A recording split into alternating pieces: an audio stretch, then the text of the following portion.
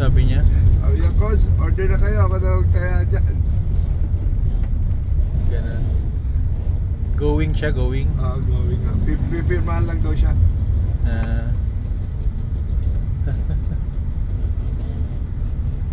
Maganda kasing ano to na talagang consultant sa North, ano, minute natin. Oo, tama yan. Bires, minute natin. Wala lang talaga si Director Ubuan eh. At least makikita pa rin natin siya.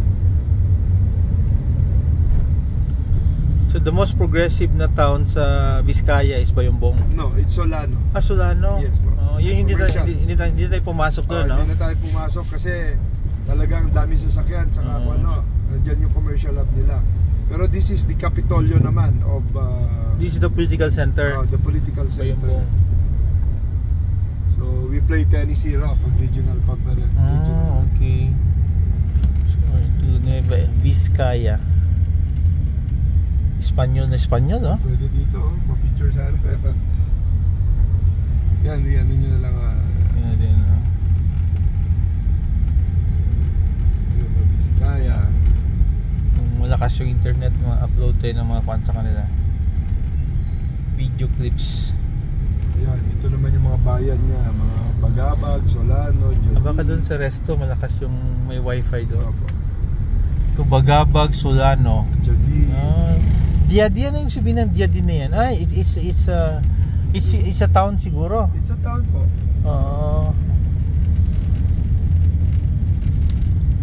Pasok mo na sa parking to para hindi ka naiikot.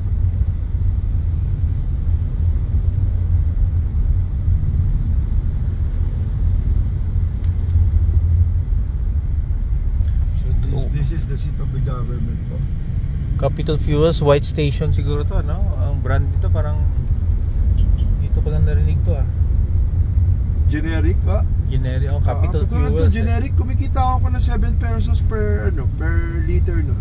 Mas malaki, no? Kayang kumita nung station ko na maliit na yun ng 100,000 naman.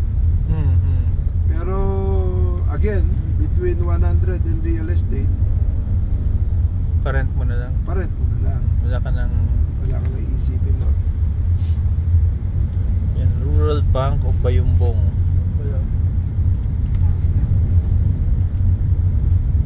Karen, may binibenta akong bangko, Rural Bank.